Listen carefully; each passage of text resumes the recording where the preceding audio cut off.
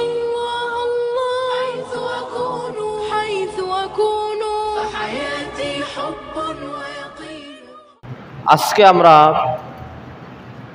এই পৃথিবীর সর্বশ্রেষ্ঠ ইবাদত যেই নামাজ সালাত, সেই সালাতের প্রশিক্ষণ নিয়ে কিছু কথা শুনব ইনশাআল্লাহ তাআলা। চরিত্র গঠনের যতগুলো মৌলিক উপাদান আছে তার ভিতরে অন্যতম উপাদান হচ্ছে নামাজ। কারণ আল্লাহ তাআলা কোরআনুল কারীমের ভিতরে বলেছেন, ইন্নাস সালাতা তানহা আনিল ফাহশাই ওয়াল মুনকার, অবশ্যই নিশ্চয় নামাজ মানুষকে যাবতীয় ব্যয়াহপনা, অশ্লীল কাজ এবং মন্দ কাজ থেকে সালাত বিরত রাখে। এই জন্য কোনো ব্যক্তি যদি খারাপ কাজ করার, নামাজ পড়ার পরেও খারাপ কাজ করে, একজন বেনামাজি ব্যক্তি খারাপ কাজ করলে যতটা না বদনাম ছড়ায়, একজন নামাজি ব্যক্তি খারাপ কাজ করলে তার চাইতে বেশি বদনাম ছড়ায়। এই সালাত কারোর যদি শুদ্ধভাবে হয়, ভালোভাবে হয়, একনিষ্ঠ মন নিয়ে আল্লাহকে হাজির নাজির জেনে কেউ যদি সালাত আদায় করে, আসলে তার দ্বারা কোনো পাপাচার সংগঠিত হতে পারে না। তো এই নামাজের প্রশিক্ষণ মাঝে মাঝে দেওয়া উচিত। ইমাম হিসাবে আমারও নৈতিক দায়িত্ব মাঝে মধ্যেই মুসল্লিদেরকে ধরে ধরে নামাজের প্রশিক্ষণ দেওয়া। মসজিদ কমিটিরও দায়িত্ব এটা, এই উদ্যোগ গ্রহণ করা যে যারা উঠতি বয়স্ক ছেলেরা আসছে, নামাজের জন্য দরকার প্রথমে অজু।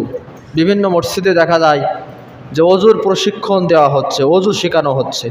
যে সমস্ত বাচ্চারা অজু পারে না, লজ্জার কোনো কারণ নেই।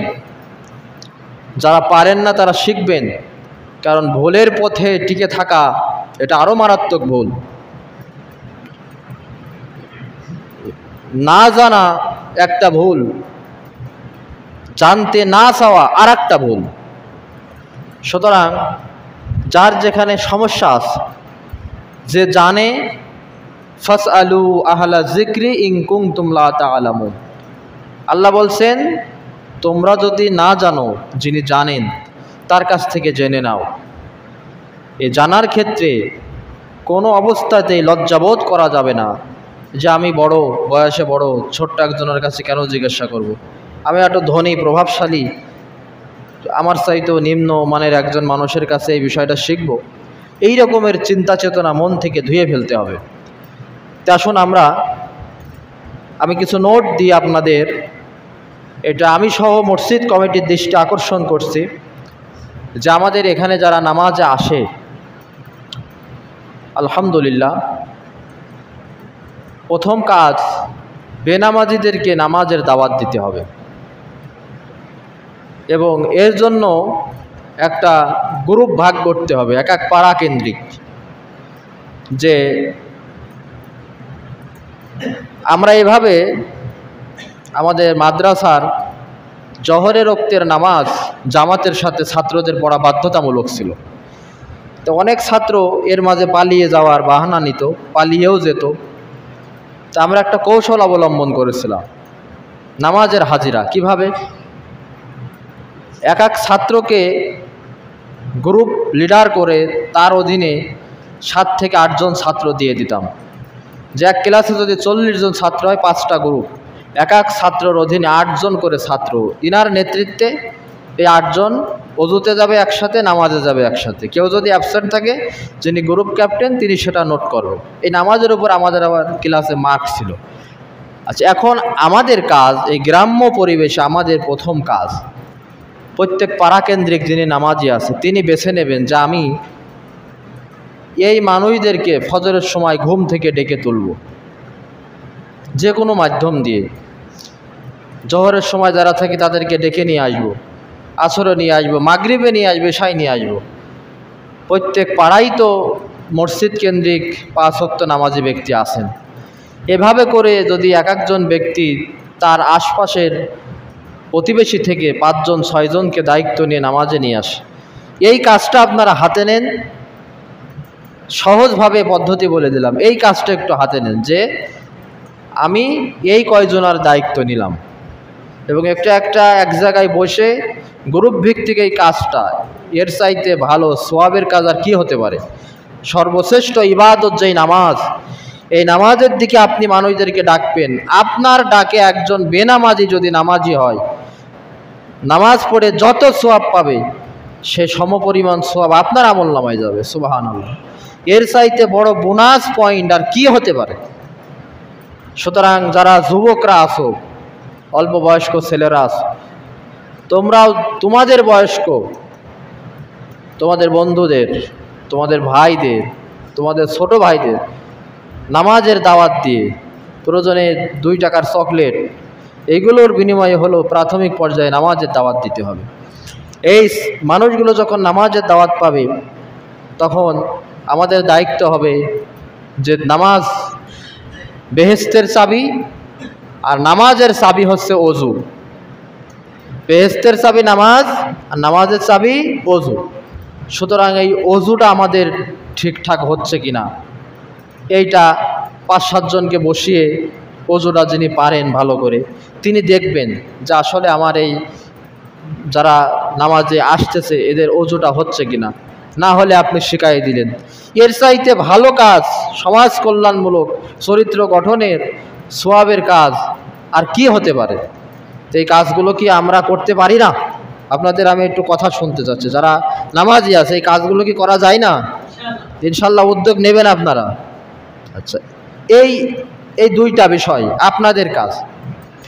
এরপরে আমরা এখন যারা আছি, এই নামাজ 5 ওয়াক্ত নামাজ, আমরা যারা মোটামুটি নামাজ পড়ি, জুমার নামাজ পড়ি, উক্তীয় নামাজ পড়ি না, অনেকের ভিতরে প্রশ্ন থাকে, লজ্জার বশবর্তী হয়ে তারা বলতে পারেন না যে 5 ওয়াক্ত নামাজ কোন নামাজ কত রাকাত, কোন ওক্তের নামাজ কত রাকাত, সুন্নাত কোনটি, ফরজ কোনটি, নফল কোনটি, কত রাকাত পড়লেই মোটামুটি নামাজটা হয়ে যায়, অতিরিক্ত নামাজ না পড়লেও গুনাহ হয় না।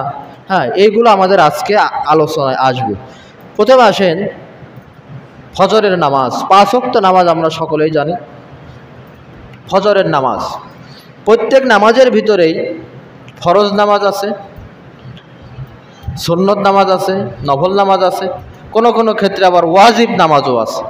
আমাদের মাথায় রাখতে হবে, ফরজ মানে বাধ্যতামূলক, ওয়াজিব মানেও প্রায় ফরজের কাছাকাছি।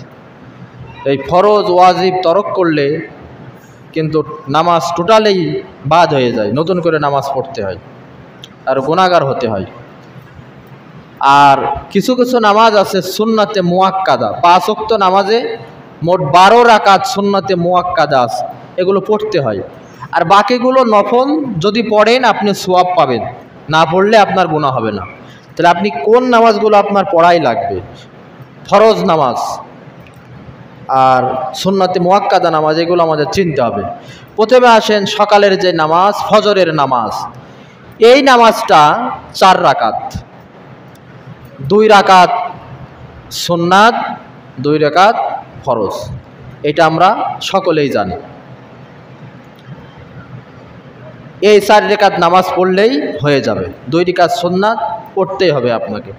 যদি মনে করেন জামাতের সাথে নামাজ পড়তে যে 2 রাকাত সুন্নাত আপনি পড়তে পারেননি, তাহলে ফরজ নামাজ শেষে আপনি 2 রাকাত সুন্নাত পড়ে নেবেন, অসুবিধা নাই।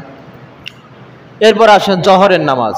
জহরের নামাজ 12 রাকাত আমরা জানি, তবে কেউ যদি 10 রাকাত পড়ে তার নামাজ মোটামুটি হয়ে যাবে। আর 2 রাকাত এটি নফল, যদি পড়েন সওয়াব পাবেন, না পড়লে গুনাহ নাই। তাহলে কোন 10 রাকাত নামাজ আপনাকে পড়তে হবে? জহরের পূর্বে 4 রাকাত সুন্নাত, এটা আপনাকে পড়তে হবে, সুন্নাতে মুআক্কাদা। এরপরে 4 রাকাত ফরজ আপনাকে পড়তে হবে। জহরের 4 রাকাত ফরজের পরে 2 রাকাত সুন্নাত, এটাও সুন্নাতে মুআক্কাদা। এই 10 রাকাত জহরের নামাজ আপনাকে পড়তে হবে।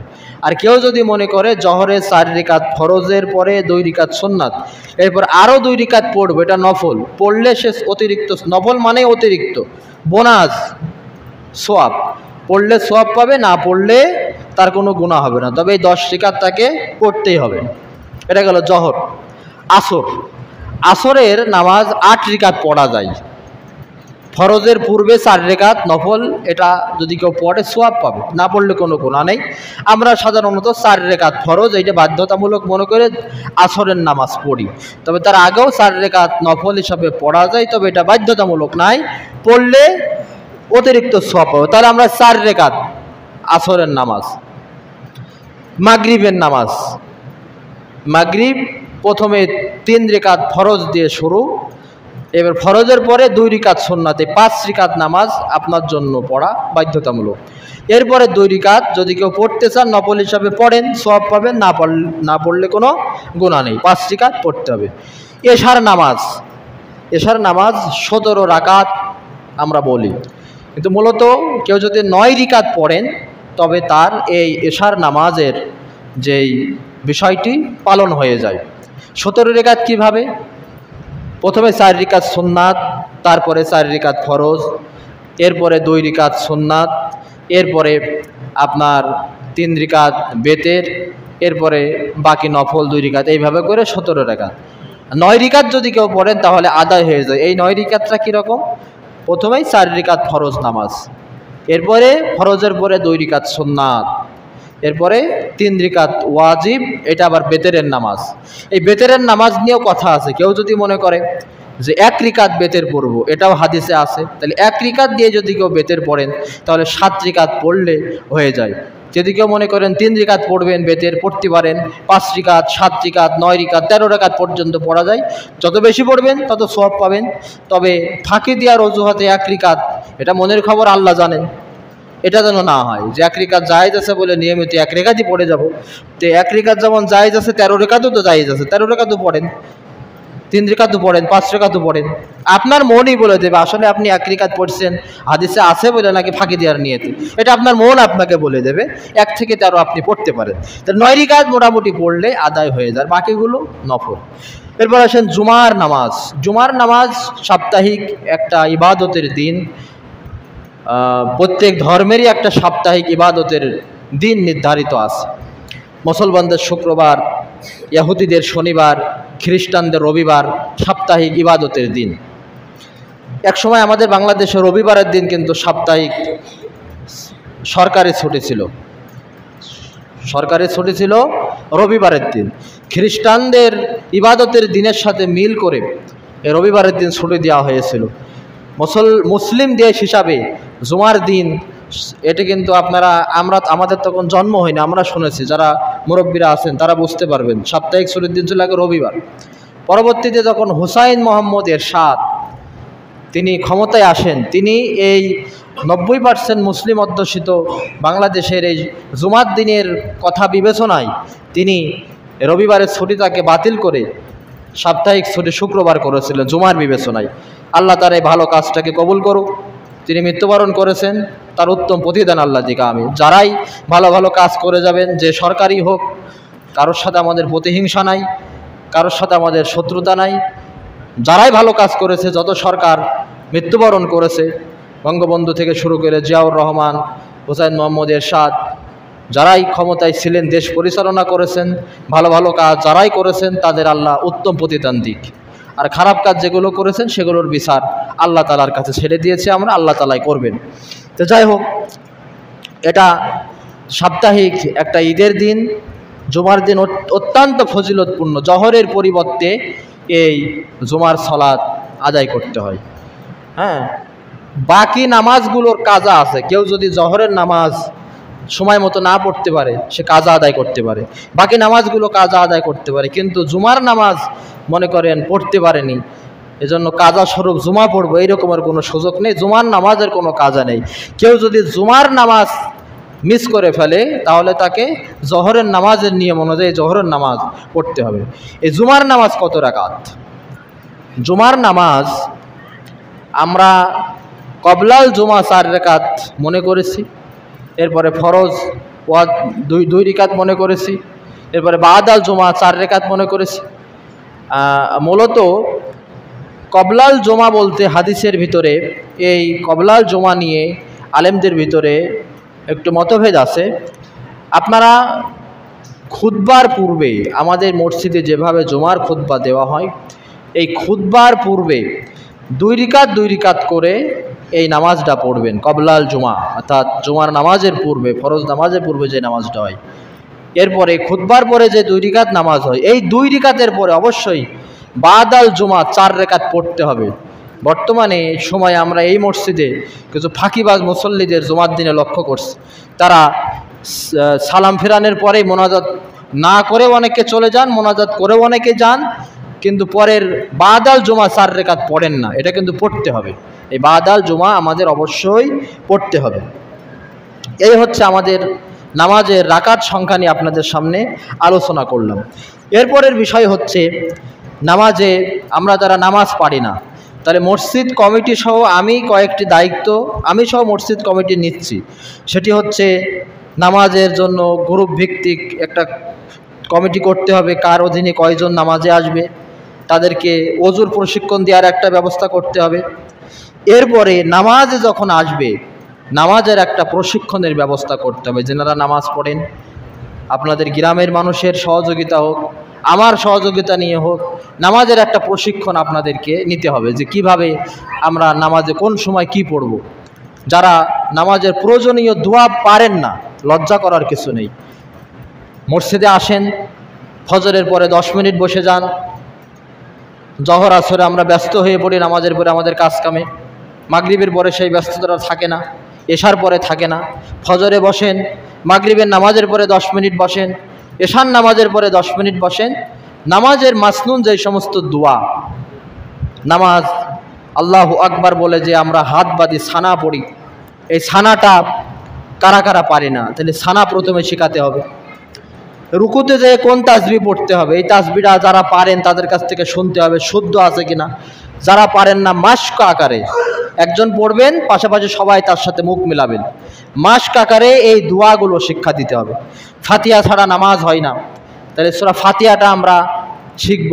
ফাতিহা যারা পারি না, পারলেও শুদ্ধ হয় না, শিখতে হবে।